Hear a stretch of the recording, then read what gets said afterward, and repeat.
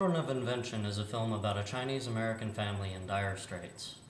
They are evicted from their home and move in as squatters in an unzoned apartment. The most powerful aspect of Children of Invention is the character and plot development. The first scene of the movie, when the family is getting evicted, provides an immediate explanation of the relationships between the main characters.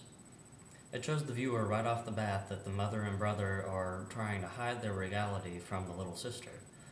That, to an extent, he resents his sister for her ignorance, that he acknowledges his mother's wishes and is very mature in that sense, that the mother expects him to be a good role model, almost a second parent, and that she feels pretty hopeless that, like she has no other choice but to rely on his maturity.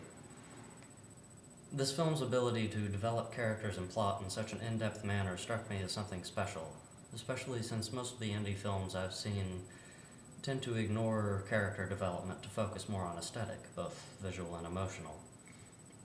This film developed its characters well and was aesthetically appealing at the same time. The first scene really gives a good glimpse of that, appealing to the viewer emotionally and visually by creating a strong sense of empathy for the family straight from the get-go by presenting them as being hopeless but hopeful. The mother trying to cover up what's going on so that she can go on and fix it.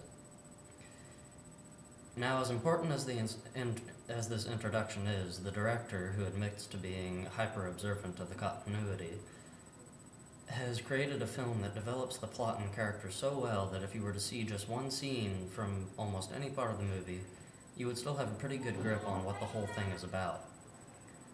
Obviously, this is a well-developed skill and useful skill on the part of the director, but I feel that it weakens the film overall simply because the viewer knows too much.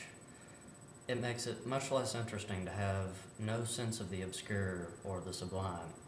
If there's no sense of mystery in one way or another, there's little to no interest, nothing to draw you in.